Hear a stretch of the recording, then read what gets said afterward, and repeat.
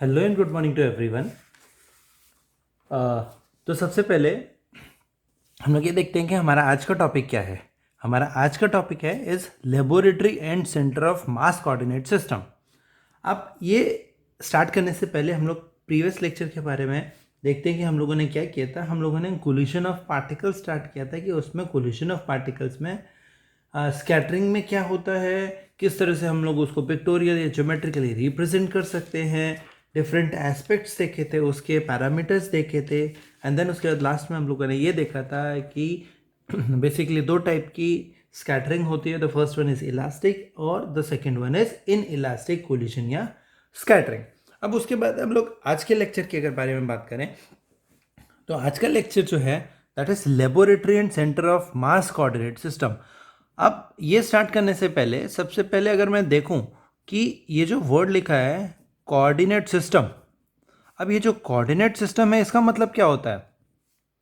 अब नॉर्मली किसी भी चीज़ को डिफाइन करने के लिए, रिप्रेजेंट करने के लिए, उसकी पोजीशन जानने के लिए हम लोगों को एक ऐसे रेफरेंस की ज़रूरत होती है कि जिससे हम लोग ये सारी चीज़ें बता सकें।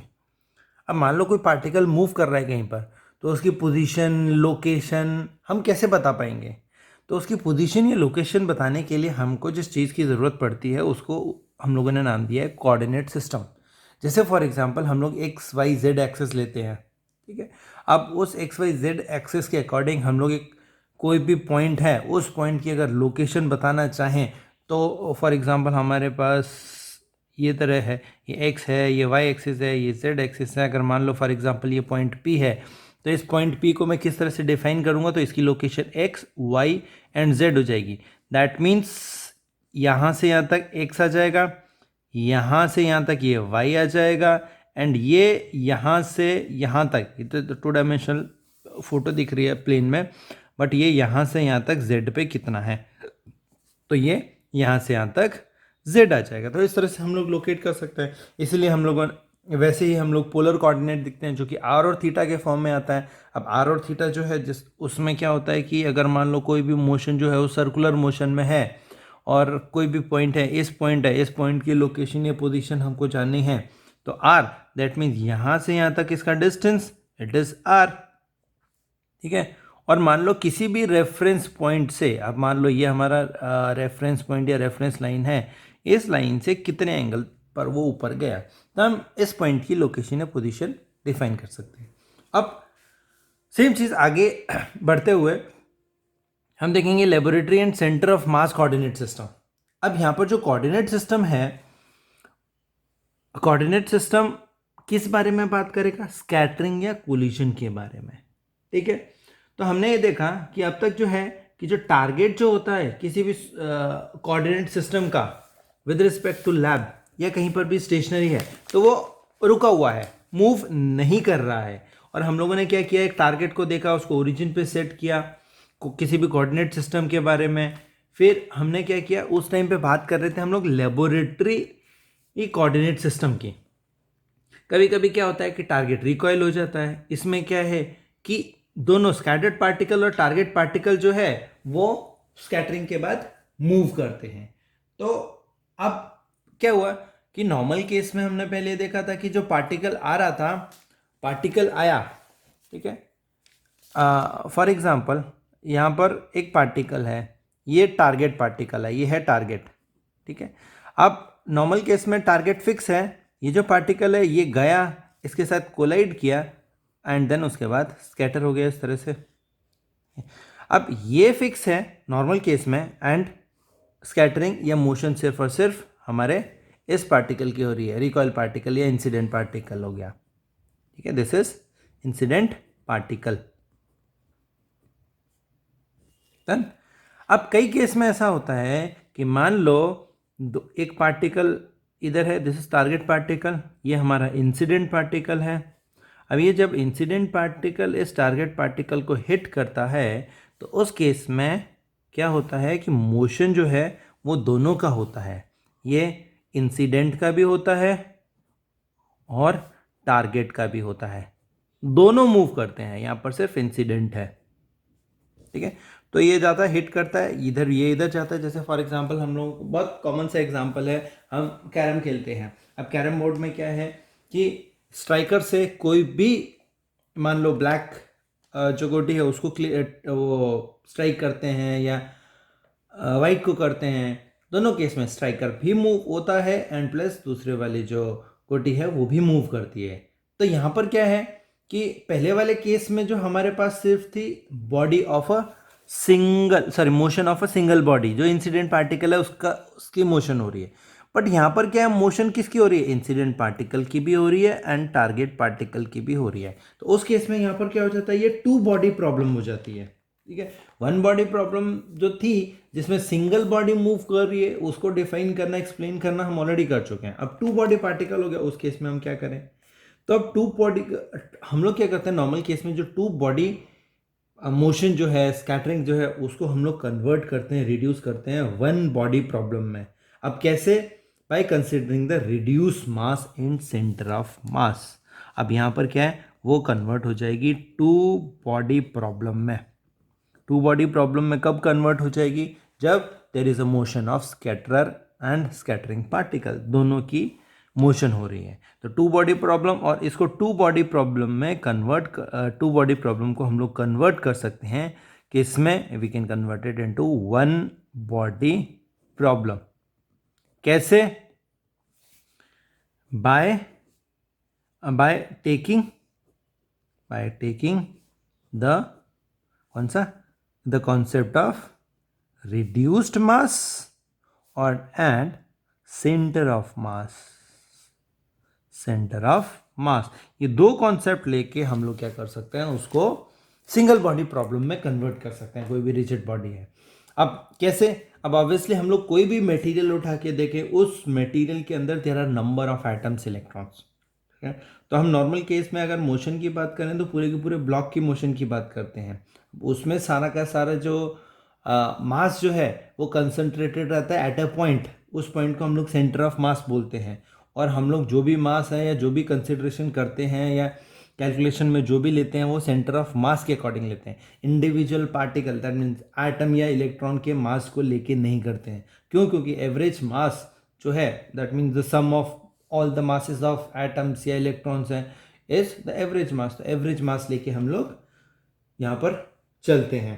ठीक है, अब यहाँ पर पहुँच गए। अब यहाँ पर क्या है कि हम लोग प्रोटॉन या इलेक्ट्रॉन या किसी भी बॉडी के मोशन की अगर बात करें तो वहाँ पर हमारे पास सर्कुलर मोशन भी आता है, तो वहाँ पर हम लोग सर्कुलर पाथ कंसिडर करेंगे। ठीक है, अब इस तरह से हम लोग अगर करेंगे कि जो स्कैटरिंग स्टडीज जो है वो लेबोरेटरी कोऑर्डिनेट सिस्टम मतलब क्या हुआ कि हम लोग जो है फ्रेम ऑफ रेफरेंस कुछ भी ले रहे हैं, वहां से क्या ले रहे हैं, ओरिजिन कहीं पर है, मास एक अलग जगह पे है, और ओरिजिन से मास जो है, मान लो दो बॉडी है, first body and second body, उन दोनों की पोजीशन जो है वो R1 और R2 हो जाएगी, position vectors R1 and R2 हो जाएगा। That is laboratory coordinate system. Normal case में नॉर्मल स्कैटरिंग होती है। बट अगर मान लो कि ऐसा कोऑर्डिनेट सिस्टम जिसके ऊपर तो सेंटर ऑफ मास जो है वो ओरिजिन पे रखा हुआ है, that is known as centre of mass coordinate system. दो टाइप के हो गए। ठीक है, origin of coordinate system is put at the centre of mass of the system. ठीक है, तो अब हमारे पास नॉर्मली हम लोग यहां कंसिडर करेंगे दो कोऑर्डिनेट सिस्टम। उसमें पहला कोऑर्डिनेट सिस्टम क्या हो जाएगा, इट इज लेबोरेटरी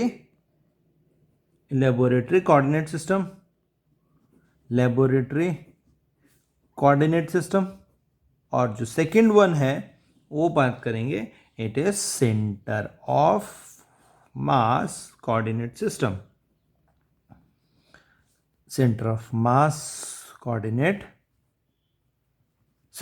ठीक है, और लास्ट में हम लोग ये देखेंगे कि जो लेबोरेटरी कोऑर्डिनेट सिस्टम है वो हम लोग कन्वर्ट कर सकते हैं, ट्रांसफॉर्म कर सकते हैं centre of mass coordinate system, या मास कोऑर्डिनेट सिस्टम को लेबोरेटरी कोऑर्डिनेट सिस्टम में भी हम लोग ट्रांसफॉर्म कर सकते हैं। ठीक है, तो अब दोनों में से कोई भी कोऑर्डिनेट सिस्टम उठाएं तो कोऑर्डिनेट सिस्टम में हम लोग क्या कर रहे हैं, यहाँ पर देख रहे हैं कोलिशन या स्कैटरिंग के बारे में।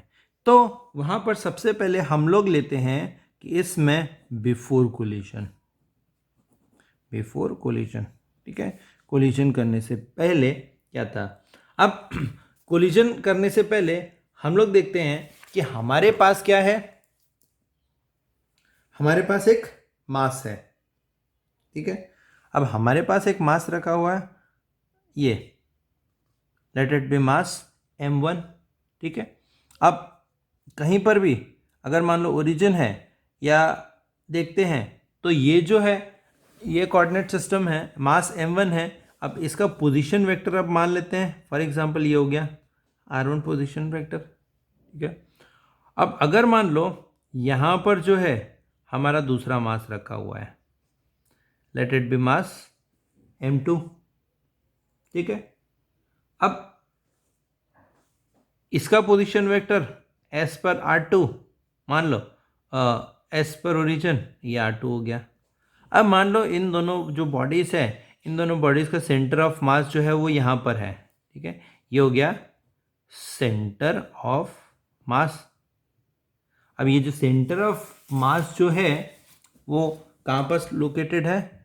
ओ डैश के ऊपर लोकेटेड है, और इसका जो पोजीशन वेक्टर है दैट इज ओ कंसिडर कर दिया, और हमारा ये सेंटर है ओरिजिन 0, ठीक है। ये हमारा सिस्टम आ गया, ठीक है, नॉर्मल सिस्टम आ गया।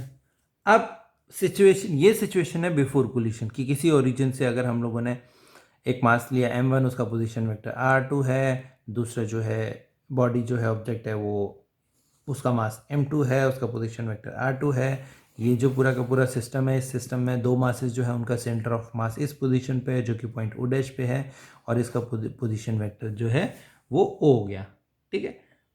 अब ये जो था हमारा कौन सा, ये लेबोरेटरी कोऑर्डिनेट सिस्टम हो गया, ठीक है। अब अगर मान लो लैब कोऑर्डिनेट सिस्टम में ये हो गया, अगर इसको मैं centre of mass coordinate system में कन्वर्ट करता हूं तो उस केस में क्या होगा, सेंटर ऑफ मास जो है वो ओरिजिन पे हो जाएगा। बस इतना सा बेसिक डिफरेंस है, ठीक है। तो पहले अगर मैं लैब कोऑर्डिनेट सिस्टम की बात करूं तो यहां पर हम लोगों ने क्या बोलते हैं, R1 ले लिया। अब फॉर एग्जाम्पल RM, ये तो मैंने एक एग्जाम्पल लिया था, नॉर्मल सा एग्जाम्पल, ठीक है। अब अगर मान लो R0 जो है, R0 जो है वो क्या हो गया, it is the position vector.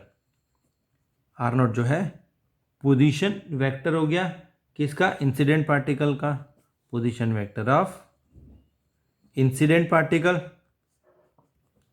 Position of incident particle आ गया, ठीक है, at some instant of time, at time t, in किसमें, लैब कोऑर्डिनेट सिस्टम में, लैब कोऑर्डिनेट सिस्टम में, ठीक है।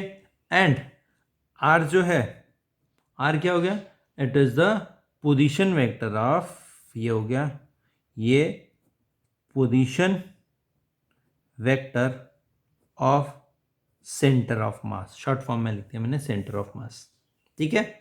अब ऑलरेडी हमको पता है, हम लोग ऑलरेडी स्टडी कर चुके हैं, हमारे लिए वेल नोन है कि by the definition of centre of mass, definition of centre of mass क्या बोलती है कि जो सेंटर ऑफ मास है it is equals to m1 r0 plus m2 vector o divided by m1 plus m2, that is equation number first. ये हमारा centre of मास हो गया, फर्स्ट मास उसका पोजीशन वेक्टर, सेकेंड मास उसका position vector, and साथ में m1 plus m2, ठीक है। ये हो गया हमारा सेंटर ऑफ मास, ठीक है। एक मिनट, सॉरी, ये m2 नहीं, दिस इज द r0 लिया, यहाँ पर r2 आएगा सेकेंड का डेफिनेशन है सेंटर ऑफ मास, ये r2 आ गया, ठीक है। जहाँ पर m1 और m2 क्या हो गया, this is the masses of, फिर m1 एंड m2 क्या है, these are the masses of incoming and recoiled particles respectively, ठीक है। अब ये जो है हम लोगों ने इसको क्या किया, डिफ्रेंशिएट किया, डिफ्रेंशिएटिंग इट, ये equation number first with respect to time. जब डिफ्रेंशिएट किया तो यहाँ पर क्या हो गया, ये dr/dt होगा। अब R2 या दूसरी चीज़ देखें, अगर हम लोगों ने क्या बोलते हैं नॉर्मल केस में अगर देखें, तो नॉर्मल केस में जो सिर्फ और सिर्फ हम फर्स्ट की बात करें तो जो पोजीशन वेक्टर आर है आर डॉट हो गया। और सेकंड केस में अगर मैं इसको सेंटर ऑफ मास के बारे में बोलता हूँ तो जो सेंटर ऑफ मास के अकॉर्डिंग अगर मैं लेता हूँ तो सेंटर ऑफ मास के अकॉर्डिंग ये ओ वेक्टर आएगा, तो वहाँ पर ये चीज़ कांस्टेंट हो जाएगी। तो यहाँ पर अगर मैं सिर्फ एक चीज़ की बात करता हूँ तो उस केस में हमारे पास अब बिफोर कोलिशन क्या है, बिफोर कोलिशन सिर्फ और सिर्फ ये जो पोजीशन वेक्टर है, क्यों ये पोजीशन वेक्टर या मास m1 जो है वो मूव कर रहा है और मूव करके, अब मान लो फॉर एग्जांपल ये m2 है, ये है m1, before collision m1 move कर रहा है इस डायरेक्शन में, ठीक है, कब तक, और इसका पोजीशन वेक्टर आ रहा है विद रिस्पेक्ट टू ओरिजिन मान लिया, सॉरी यहाँ से यहाँ तक नहीं, अब मान लो फॉर एग्जांपल ओरिजिन हमारे पास ये है और यहाँ से ये हो गया, ये पोजीशन R1 हो गया, ये पोजीशन R2 हो गया।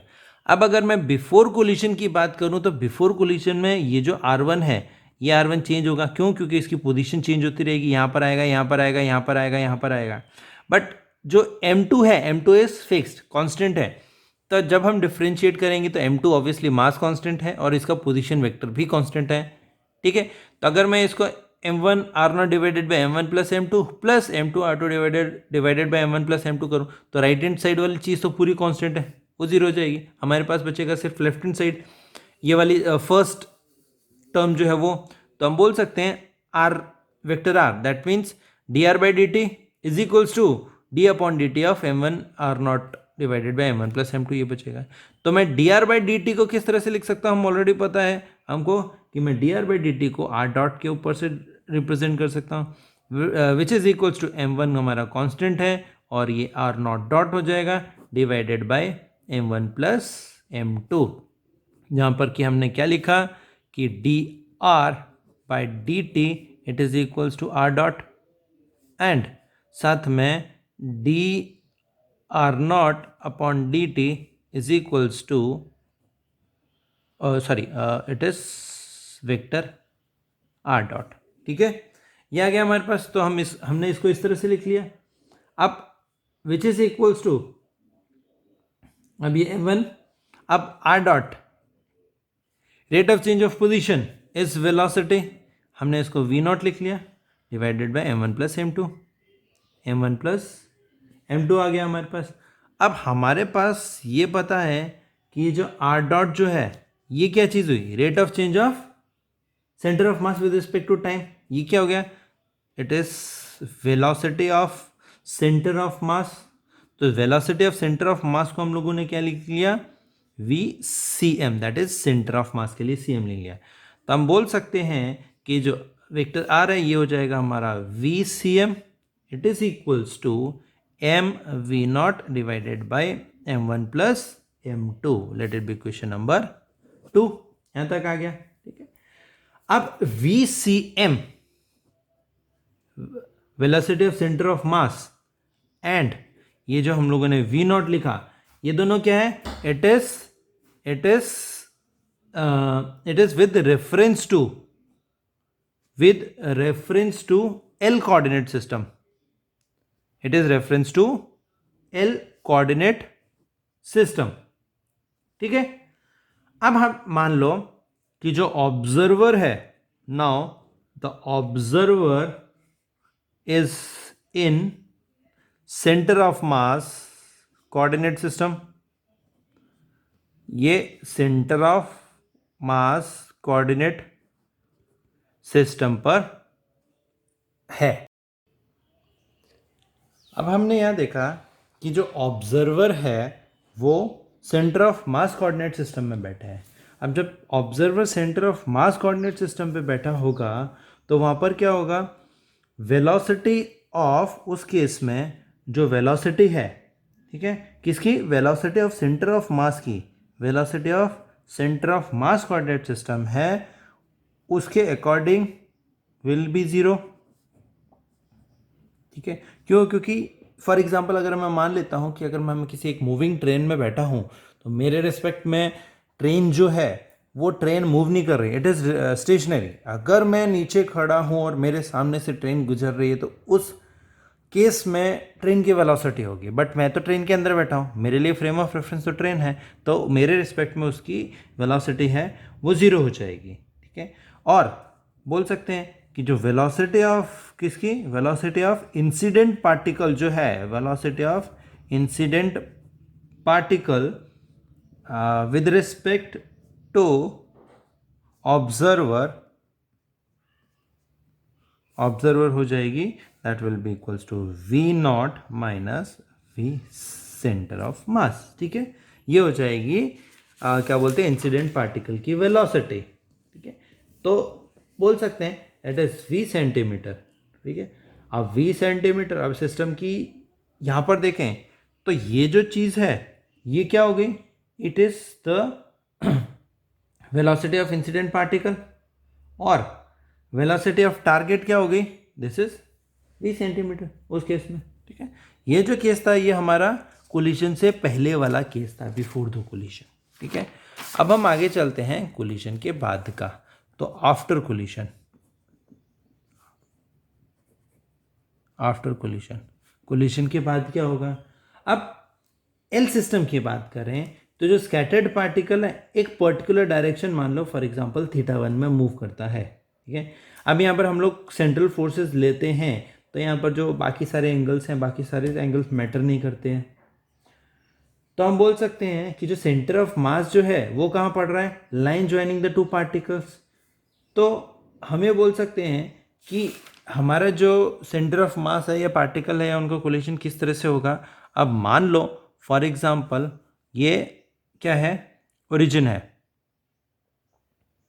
ठीक है, नॉर्मल केस में, और ये जो पार्टिकल है इंसिडेंट पार्टिकल आ रहा था और इस डायरेक्शन में इस तरह से चला गया आगे। ठीक है, अब ये पार्टिकल है कोलिशन के बाद इधर चला गया m1, दूसरा पार्टिकल जो है वो इधर चला गया m2, दोनों स्कैटर हो गए। ठीक है, तो पहले वाले मास का जो पोजीशन वेक्टर है वो हो गया r1 और उसकी वेलोसिटी हो गई v1। दूसरा वाला मास है उसका जो पोजीशन वेक्टर है वो हो गया r2 एंड उसकी जो वेलोसिटी है वो v2 हो गई। ठीक है, अब जो है, अब दोनों का सेंटर ऑफ मास शिफ्ट हुआ। अब फॉर एग्जांपल मान लो सेंटर ऑफ मास जो है वहाँ ये यहाँ पर आ गया। ठीक है, this is centre of mass. अब ये जो पार्टिकल है जो m1 है, इंसिडेंट पार्टिकल है, वो जो क्या बोलते हैं स्कैटर हुआ लैब फ्रेम में, वो जो एंगल बनाता है लेट इट बी θl। ठीक है, और जो सेकेंड पार्टिकल है उसका जो एंगल है उसका स्कैटर है वो θ2 हो गया।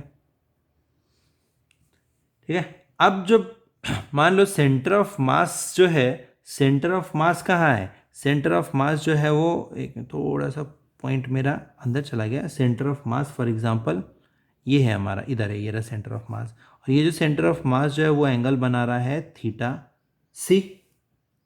ठीक है, तो उस केस में सेंटर ऑफ मास से जो m1 है, m1 का जो पोजीशन वेक्टर है वो r1 डैश हो जाएगा और वेलोसिटी है v1 डैश हो जाएगी।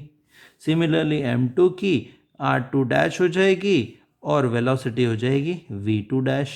ठीक है, ये सारी चीज़ें आगे हमारे पास। ठीक है, तो यहाँ पर ये जो आ गया हमारे पास।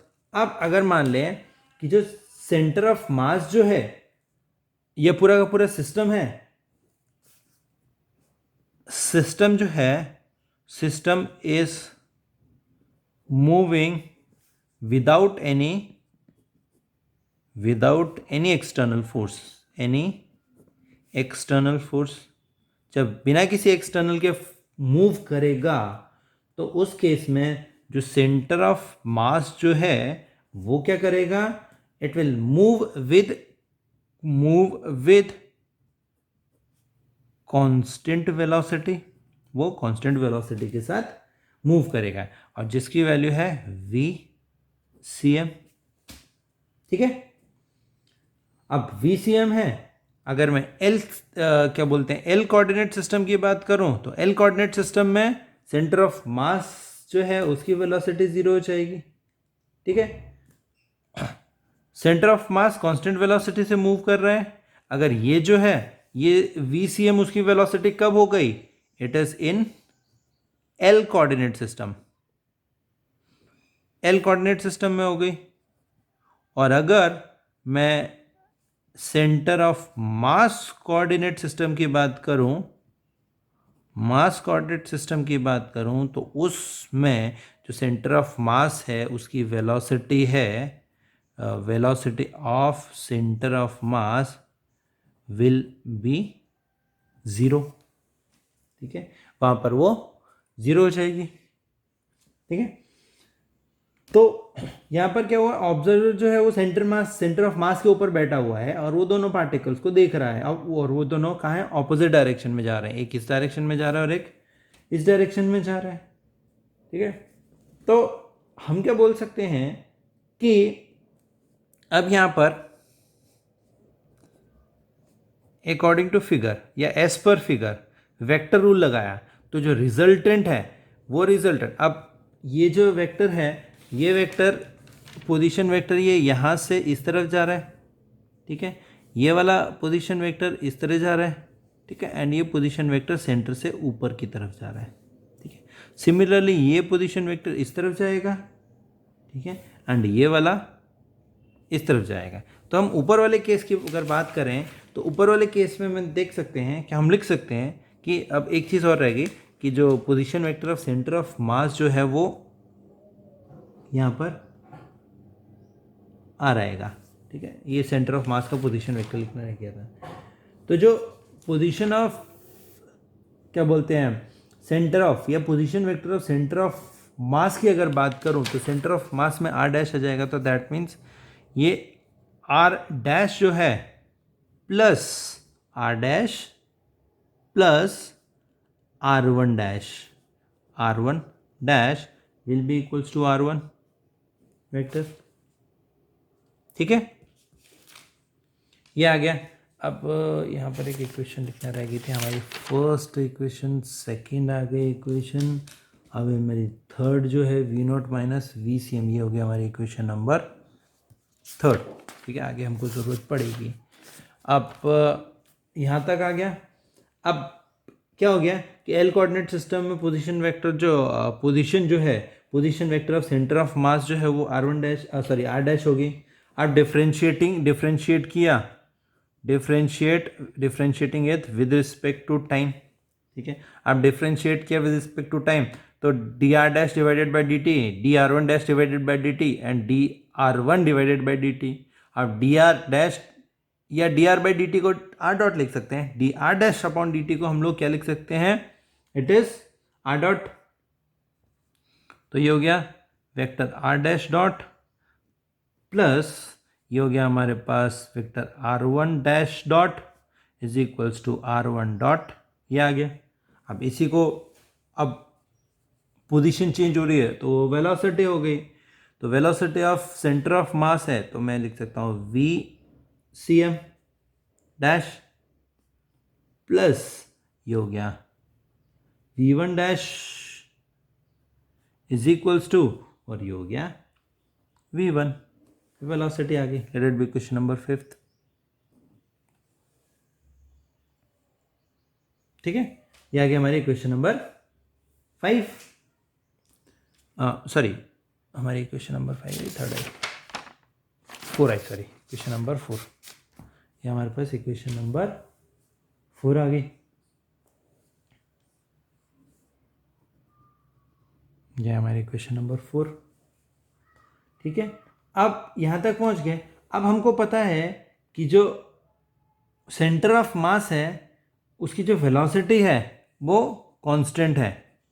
अगर मैं VCM डैश की बात करूँ वो VCM के बराबर है।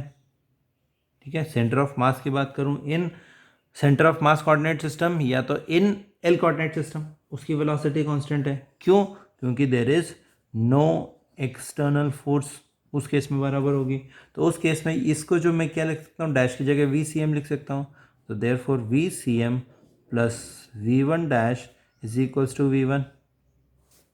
ठीक है, let it be question number 5। ये आ गया। ठीक है, तो हम बोल सकते हैं वेक्टर जो वी सी एम है, वी वन डैश और वी वन जो है, इसको हम लोग किस तरह से रिप्रेजेंट कर सकते हैं। अब नॉर्मल वेक्टर्स को रिप्रेजेंट कर रहा हूँ मैं। अगर मान लो यहाँ पर क्या है, यहाँ पर है हमारा ओरिजिन, सेंटर ऑफ मास, तो यहाँ पर नॉर्मल केस में हमारा जो m1 जो था वो m1 इस तरह से है, ठीक है। ये सॉरी, और centre of mass coordinate system की बात करें तो यहाँ से यहाँ तक जो है वो हमारा पास क्या हो गया, r1 डैश, या वेलोसिटी की बात करूँ तो वो v1 डैश हो गया, थोड़ा सा टेढ़ा कर दिया मैंने, ये हो गया। अब मैं ओरिजिन सेम ले रहा हूँ, ये जो एंगल है with respect to this line, ये एंगल कौन सा हो गया, this angle is theta C. अब सेम पोजीशन से अगर मैं थीटा एल, ठीक है, ये वाला m1 का एल कोऑर्डिनेट सिस्टम को लोकेट करूं तो पहले वाले केस में मेरा थीटा सी ये था, इस वाले केस में ये ऐसे, अगर सेम इस पॉइंट से क्या बोलते हैं ड्रॉ करूं ये वेक्टर, तो ये वेक्टर कुछ इस तरह से आ जाएगा आगे की तरफ। तो ये इस पॉइंट से ये वेक्टर कुछ इस तरह से आगे चला जाएगा, ठीक है। तो इसको लाइन के थ्रू ड्रॉ करूंगा तो ये चला जाएगा इस तरह से, ठीक है। तो ये चला गया यहाँ पर, ये हमारा कौन सा हो गया, दिस इज v1, ठीक है, with respect to L frame, ठीक है। और ये जो एंगल हो गया, this angle is theta L, ठीक है। अब क्या किया मैंने, इन दोनों पॉइंट्स को जोड़ दिया ज्योमेट्रिक, और इस पॉइंट को जोड़ दिया यहाँ से यहाँ तक, और यहाँ पर भी ये पॉइंट इधर जोड़ दिया, let it be point A, ये पॉइंट बी हो गया, this is point C, this is point D, this is point E. ये जो यहाँ से यहाँ तक मूव कर रहा है, this is V C M, ठीक है। तो ये आ गया फिगर। अब यहाँ पर हम लोगों ने देखा कि फिगर से अगर मैं थीटा एल, अगर मैं ट्राइंगल ए सी डी, तो from triangle A D C, right angle triangle लिया ए डी सी। अब A D C right triangle है, यहाँ पर एंगल 90 डिग्री है, तो ये मेरा क्या हो गया, हाइपोटेन्यूस हो गया, ये परपेंडिकुलर हो गया। तो यहाँ पर टेन थीटा क्या हो जाएगा, it is perpendicular upon base, तो tan theta L is equals to D C upon A C, ठीक है। तो हम लिख सकते हैं tan of theta L is equals to D C upon A C. अब डी सी जो है, डी सी क्या चीज़ है, डी सी ये वाला, दैट मीन्स ये वाला आ गया, ठीक है। एंड ए सी हमारा ये आ गया, ए सी को मैं A B plus B C लिख सकता हूँ। तो इसको मैं लिख सकता हूँ D C is E B divided by A C को मैंने लिख लिया A B plus B C, ठीक है। Let it be question number 6, ठीक है। ये हो गया हमारा क्वेश्चन नंबर 6। अब ई बी जो है, अगेन फिगर से मैं ई बी की वैल्यू निकाल सकता हूँ। अब ई बी की वैल्यू कैसे निकाल सकता हूँ, ये अब मैंने ये वाला ट्राइंगल हुआ, ट्राइंगल ए बी ई, ये ट्राइंगल उठाया, इसमें साइन थीटा लिया, तो sine theta is perpendicular upon hypotenuse, तो ये हो जाएगा E B divided by V one is equals to sine of theta C. तो E B will be equals to V one sine theta C. तो E B is equals to v1 dash is equals to sin theta c, sorry v1 sin theta c। Similarly जो है A B क्या हो जाएगा, A B is equals to v1 dash cos of theta c। ये गया मेरा equation number 7, this is equation number 8। अब हमको पता है कि ज्योमेट्री से हमने देखा है कि बी सी जो है वो ई डी के बराबर है, which is equals to V C M. ये बी सी ई डी के बराबर है, जो कि बी सी एम हो गया, ठीक है। अब वैल्यू सब्स्टिट्यूट किया हम लोगों ने इक्वेशन नंबर 6 में, substituting the values from equation number 7, 8, ठीक है, and 9 in equation number 6, substitute the values from 7, 8, 9 in equation number 6. ठीक है, सब्स्टिट्यूट कर दो तो हम लिख सकते हैं tan of theta L is equals to E B हो गया v1 sine theta C, it is v1 dash sine of theta C divided by A B की value is v1 cos theta C, v1 cos of theta C plus BC की value BC is VCM आ गया हमारे पास. Let it be equation number 10. ठीक है, तो इसको मैं क्या लिख सकता हूँ, यहाँ से मैंने क्या किया, cos of theta C common निकाला बाहर, सॉरी यहाँ से मैंने क्या किया, V1 डैश है, सॉरी यहाँ पर मैंने V1 लिख दिया, V1 डैश कॉमन निकाल दूंगा इन दोनों में से और V1 न्यूमरेटर और डिनोमिनेटर में से कैंसिल आउट कर दूंगा तो मेरे पास बचेगा sine of theta C divided by, यहाँ से V1 निकाला तो ये cos of theta C plus यहाँ पर V1 नहीं था तो डिनोमिनेटर में जाएगा तो VCM divided by V1 dash. ठीक है, ये हो गया tan ऑफ थीटा एल की वैल्यू. ठीक है, let it be equation number 11. ठीक है, अब यहाँ पर अगर हम लोग और आगे बात करें कि बिफोर कोलिजन जो है, before collision velocity of incident particle in centre of mass coordinate system जो था, ठीक है, before collision velocity of incident particle, velocity of incident particle in CM coordinate system, in CM coordinate system जो है तो वो क्या हो जाएगी, that will be equals to V0 minus VCM. ये हो गया कोलिजन से पहले इंसिडेंट पार्टिकल की वेलोसिटी. तो यहाँ पर V0 जो हो गई VCM की वैल्यू सब्स्टिट्यूट कर दो. कहाँ से, हम लोगों ने इक्वेशन नंबर 2 जो ली थी इक्वेशन नंबर 2 से, तो इक्वेशन नंबर 2 से इसकी वैल्यू क्या हो जाएगी, m1 V0 divided by m1 plus m2.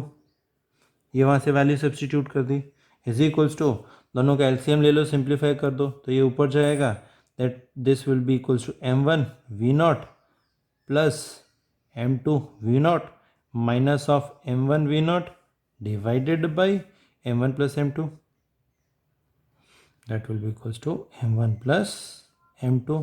m1 V0 से m1 V0 कैंसिल आउट हो गया, हमारे पास बचा m2 V0 divided by m1 plus m2. Let it be equation number 12. 10, 11 and equation number 12. ठीक है, अब यहाँ पर हम लोगों ने देखा कि जो वेलोसिटी ऑफ इंसिडेंट पार्टिकल है वो निकाल लिया हम लोगों ने. अब वेलोसिटी ऑफ टारगेट जो है बिफोर कोलिजन, ठीक है, वो m2 V0 divided by m1 plus m2. Similarly हम क्या निकाल सकते हैं कि the velocity of target in CM coordinate system before collision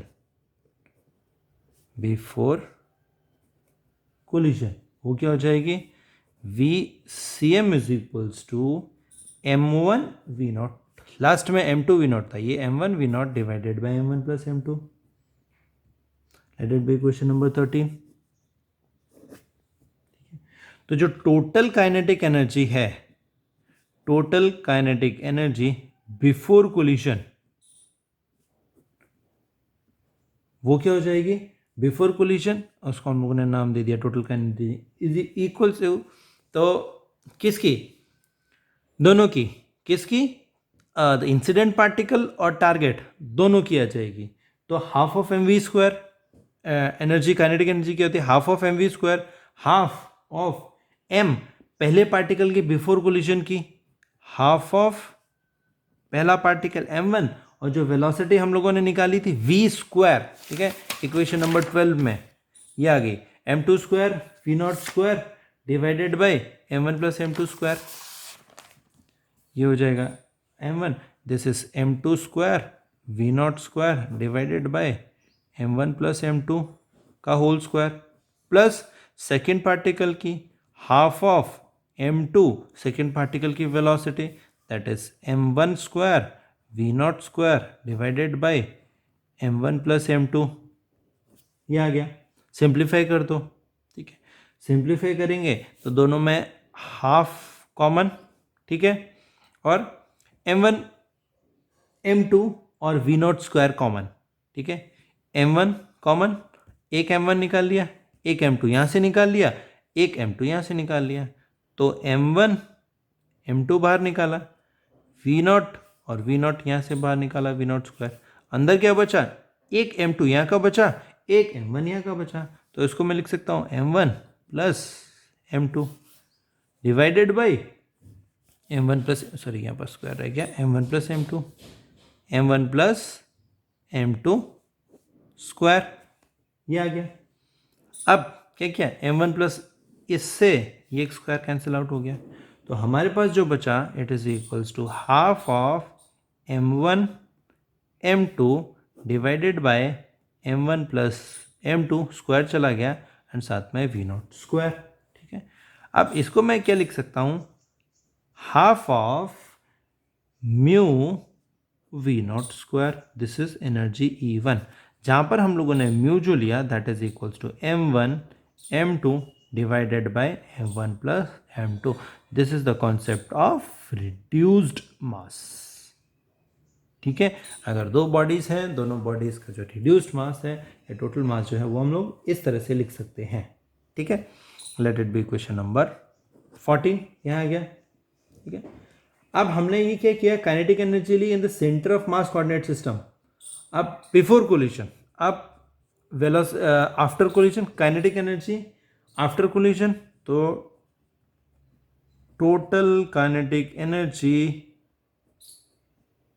after collision, ये क्या हो जाएगी, इसका नाम दे दिया हम लोगों ने E2, again half of mv square, तो हाफ आफ्टर कोलिजन जो है वो हमारे पास रह जाएगी m1 v1 dash square plus half of m2 v2 dash square, late it be equation number 15, ठीक है। तो अब हम बात कर रहे हैं centre of mass coordinate system की, जिसमें position vector of centre of mass is 0, ठीक है। पोजीशन वेक्टर ऑफ सेंटर, क्यों, क्योंकि जो सेंटर ऑफ मास जो है it is eight the centre of origin, तो उसका पोजीशन वेक्टर 0 हो जाएगा, ठीक है। कहाँ पर, सेंटर ऑफ पोजीशन वेक्टर, तो एट सेंटर की बात करूँ, ठीक है, तो position vector of center of mass in center of mass coordinate system, center of mass coordinate system will be equals to 0। तो हम बोल सकते हैं कि जब सेंटर ऑफ मास 0 है तो हम पोजीशन वेक्टर जो r निकाला था वो क्या निकल जाएगा, position vector r is equal, ये 0 हो गया, this is equals to m1 r1 dash plus m2 r2 dash divided by m1 plus m2, ठीक है। क्रॉस मल्टीप्लाई करो, ये 0 हो जाएगा, तो 0 is equals to m1 r1 dash plus m2 r2 dash आ गया यहाँ पर। अगेन सिंप्लीफाई करो, इसको एक को लेफ्ट हैंड साइड लिख के चले जाओ, ये हो जाएगा m1 r1 dash is equals to minus of m2 r2 dash, ठीक है। ये आ गया, that it be equation number 16, ठीक है। यहाँ तक पहुँच गए, एक मिनट, इक्वेशन नंबर 15, हाँ इक्वेशन नंबर 16। तो इससे हम लोग V2 की अगर वैल्यू निकालना चाहें, ठीक है, r1 डैश, ठीक है, तो m1 r1 m2 r2 ये आ गया, ठीक है। अगर मैग्नीट्यूड की बात करें तो v1 m2 v2, अब यहीं पर अगर हम लोगों ने यहाँ पर क्या किया कि जो हम लोगों ने M1 R1 डैश निकाला, M2 R2 डैश निकाला, इसमें अगर मैं यहाँ पर क्या बात कर रहा हूँ, मैं पोजीशन वेक्टर आफ्टर कोलिशन की बात कर रहा हूँ, तो centre of mass coordinate system की बात कर रहा हूँ, तो centre of mass coordinate system में जो चीज़ जो मूव हो रही है, तो उस केस में मैं अगर वेलोसिटी की बात करूँ, ठीक है, तो जो वेलोसिटी है हमारे पास वो R1, और जो पोजीशन वेक्टर है, पोजीशन वेक्टर से जो वेलोसिटी है, तो उस वेलोसिटी को मैं किस तरह से लिख सकता हूँ, तो जो वेलोसिटी है R1 डैश, तो R1 डैश को अगर मैं इस तरह से लिख सकता हूँ कि ये हो जाएगा, that will be equals to, अगर मैं R2 डैश की वैल्यू निकालना चाहूँ तो this is R2 dash will be equals to minus of M1 divided by M2, M1 divided by M2 and साथ में R1 डैश। ठीक है, अब यहाँ पर अगर मैं इसको पार्शियली डिफ्रेंशिएट करूँ, ठीक है, इसको मैं डिफ्रेंशिएट करूँ विद रिस्पेक्ट टू टाइम, ठीक है, अब डिफ्रेंशिएट किया विद रिस्पेक्ट टू टाइम, तो ये क्या हो गया, R2 dash is equals to minus M1 divided by M2, ये R1 डॉट डैश। ठीक है, R2 डैश जो हो गया वो क्या हो गया हमारे पास, it is V2 dash is equals to minus of M1 divided by M2, और ये R1 क्या हो गया, it is V1 dash. Let it be equation number 17। अब substituting the value of V2 dash in total kinetic energy, हमारी equation number 15 जो थी, जो टोटल काइनेटिक एनर्जी जो थी हमारे पास, इसमें हम लोगों ने V2 डैश की वैल्यू सब्स्टिट्यूट कर दी। अब यहाँ पर V2 डैश की अगर वैल्यू सब्स्टिट्यूट करेंगे तो हमारे पास क्या आएगा, कि ये बोल सकते हैं substituting the value of V2 dash from equation number 17 in equation number 15, तो हमारे पास जो total kinetic energy E2 will be equals to half of M1 V1 dash square, तो एज इट इज़ आ गया, प्लस हाफ ऑफ M2, अभी जो V2 dash square है ये यहाँ आ जाएगा, और माइनस है, माइनस माइनस प्लस हो जाएगा, तो ये हो जाएगा M1 square divided by M2 square and V1 dash square. मैं सिर्फ मैग्नीट्यूड की बात कर रहा हूँ इसलिए मैंने वेक्टर नहीं लगाया, विच इज़ इक्वल्स टू, पहले वाला तो एज इट इज़ आ गया, half of M1 V1 dash square, plus ये इस M2 से ये स्क्वायर कट जाएगा, तो हमारे पास बचेगा M1 को sorry half of, it will be equals to M1 square divided by M2 into V1 dash square, this is equals to half of M1 V1 dash square, common निकाल लिया, तो पहले वाले में से पूरा निकाल लिया तो 1 बचा, प्लस हाफ बाहर चला गया, M1 एक बाहर चला गया, ठीक है, M2 एज इट इज़ रहा, तो अंदर M1 डिवाइडेड बाई M2 बचा, सिर्फ और सिर्फ M1 डिवाइडेड बाई M2 बचा, और V1 डैश भी बाहर चला गया, ये आ गया हमारे पास। ठीक है, तो इसको अगर मैं लिखना चाहूँ या इसको मैं सिंप्लीफाई करूँ तो मैं ये लिख सकता हूँ कि E2 is equals to half of M1 मेरा बाहर आया, इसको सिंप्लीफाई किया, ये ऊपर M2 गया, M2 plus M1 divided by M2 हो गया, तो या M1 plus M2 divided by M2, तो ये क्या है M1 plus M2 divided by M2 into V1 dash square, late it be equation number 18। ठीक है, यहाँ तक आ गया, ये टोटल काइनेटिक एनर्जी E2 की वैल्यू आई। ठीक है, अगर मान लो जो कोलिजन है, if collision is elastic collision है, तो उस केस में जो energy before collision and after collision है वो बराबर रहेगी, तो बिफोर कोलिजन हमारा E1 है एंड आफ्टर कोलिजन जो है वो E2 है, तो E1 is equals to E2 हो जाएगी। ठीक है, before collision and after collision जो एनर्जी है, टोटल एनर्जी है, वो बराबर हो जाएगी। ठीक है, तो हम क्या लिख सकते हैं कि जो before collision and after collision की जो है, अब हम लोगों ने क्या किया, यहाँ पर E1 is equals to E2 हो जाएगी, E1 is equals to E2 आ गई। अब E1 की वैल्यू क्या निकाली थी हम लोगों ने, E1 की वैल्यू निकाली थी, it was half of M1 M2 divided by M1 plus M2 M1 plus M2 क्योंकि हमने रिड्यूस मास निकाला था, that is V naught square, it is equals to half of E2 की वैल्यू ये रही हमारे पास, it is M1 into M1 plus M2 divided by M2 into V1 dash का स्क्वायर। ठीक है, अब यहाँ से देखें तो अगर लेफ्ट और राइट का ये जो हाफ और हाफ कैंसिल हो जाएगा। ठीक है, और ये M1 और M1 भी कैंसिल आउट हो जाएगा। ठीक है, यहाँ तक ये कैंसिल हुआ। अब हमने और क्या किया कि हमारे पास ये जो value of V naught square है, जो कि हम लोगों ने इक्वेशन नंबर 13 में निकाली थी। ठीक है, value of V naught square, value of V naught square जो कि हमारे इक्वेशन नंबर 13, नहीं सॉरी, इक्वेशन नंबर 13, हाँ वहाँ पर थी। तो उसकी वैल्यू सब्स्टिट्यूट कर दो वी नॉट स्क्वायर की। ठीक है, तो हमारे पास V naught square equation number हमारे पास जो ये जो 13 है, VCM इस V naught square centre of mass की अगर बात करते हैं, तो वहाँ पर अगर हम लोगों ने वैल्यू सब्स्टिट्यूट की, substituting the value of V naught square, now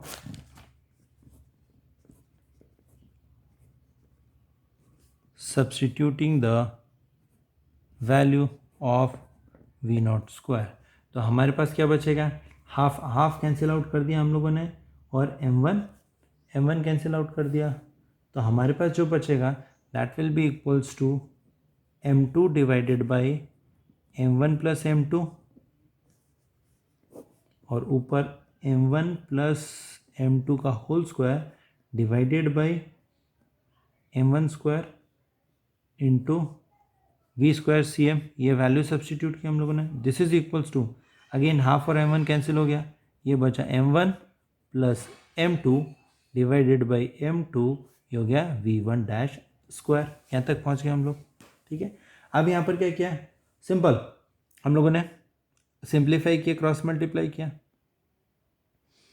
अब क्रॉस मल्टीप्लाई करेंगे तो यहाँ पर हमारे पास M2 है। ठीक है, और एक M1 हम लोग यहाँ से ले आएंगे, तो ये हो गया M2 डिवाइडेड बाई M1, और साथ में ये बचा हमारे पास M1 plus M2, this is equals to V square CM, it is equals to. ठीक है, ये हम लोगों ने सिर्फ और सिर्फ इंटरचेंज किया। अब ये वाला जो है, ये M1 प्लस M2 अगर मैं उधर लेके चले जाऊँ तो ये जो है वो होगा M1 प्लस M2 का whole square divided by M2 V1 dash का स्क्वायर। अब यहाँ पर सॉरी, ये जो स्क्वायर था ये, तो इस पूरे से ये पूरा कैंसिल आउट हो जाएगा। ठीक है, ये कैंसिल आउट हो गया, और मेरे पास V centimetre square is equal to M1 में ऊपर लेके चला जाता हूँ। ठीक है, M2 में नीचे लेके चले जाता हूँ।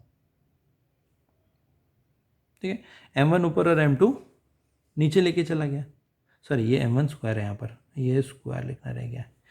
M1 स्क्वायर ऊपर चला गया, M1 स्क्वायर ऊपर चला गया, नीचे M2 है और एक M2 आ गया, डिवाइडेड बाई M2 स्क्वायर हो गया, और प्लस साथ में ये आ गया हमारे पास V1 डैश स्क्वायर। ठीक है, अब दोनों को स्क्वायर रूट कर दिया पूरे का, ये स्क्वायर M1 अपॉन M2 का होल स्क्वायर और V1 स्क्वायर, तो पूरा का होल का स्क्वायर हो गया, तो ये हो जाएगा VCM is equals to M1 divided by M2 V1 dash. ठीक है, let it be equation number 19। यहाँ तक आ गया हमारे पास। तो अब हमारे पास ये क्या आया, ये VCM की वैल्यू है। अब इक्वेशन नंबर 19 यूज़ की हम लोगों ने। इक्वेशन नंबर 19 में हम लोगों ने tan ऑफ थीटा L की वैल्यू की। तो substituting the value of VCM from equation number 19 in equation number 11। ठीक है, 19 से 11 उठाया, तो we have tan of theta L की value, tan of theta L is equals to sine of theta C divided by cos of theta C, cos of theta C, plus साथ में था हमारे पास VCM अपॉन M1। क्या था हमारे पास, VCM upon V1 dash sorry, तो वहाँ से V1 डैश कैंसिल आउट हो जाएगा, हमारे पास बचेगा डिवाइडेड बाय सिर्फ M1 अपॉन M2। ठीक है, ये बचा हमारे पास and that is be question number 20। यहाँ तक पहुँच गए। अब इसके बाद हम क्या बोल सकते हैं कि हम लोग जो है C1 divided by V1 dash, जिसकी वैल्यू हम लोगों ने M1 अपॉन M2 लिया, उसको हम लोगों ने गामा लिख लिया। या टेकिंग यहाँ पर इस इक्वेशन में VCM डिवाइडेड बाय ये V1 डैश नीचे लिख लिया, V1 dash it is equal to बचा हमारे पास M1 अपॉन M2, और इस M1 अपॉन M2 को हम लोगों ने गामा लिख लिया। तो हमारे पास इक्वेशन क्या बचेगी? So tan of theta L will be equals to sine of theta C divided by cos of theta C plus gamma. ठीक है, ये हमारे पास इक्वेशन बची tan ऑफ थीटा L की। दैट मीन्स L क्या है? लैब कोऑर्डिनेट सिस्टम से किस तरह से एंगल बनता है हमारे पास और किस तरह से हम लोग वैल्यू निकाल सकते हैं। ठीक है, तो ये हमारा tan ऑफ थीटा है। ठीक है, तो आज के लेक्चर में इतना सफिशिएंट है। तो आज हम लोगों ने जो क्या निकाला कि किस तरह से लैब कोऑर्डिनेट सिस्टम और centre of mass coordinate system को यूज करके हम लोग क्या निकाल सकते हैं, किस तरह से कोलिजन एंड स्कैटरिंग हो रही है कोई दो पार्टिकल्स की जिनका मास M1 एंड M2 है। ठीक है, तो आज के लिए इतना सफिशिएंट है। Thank you.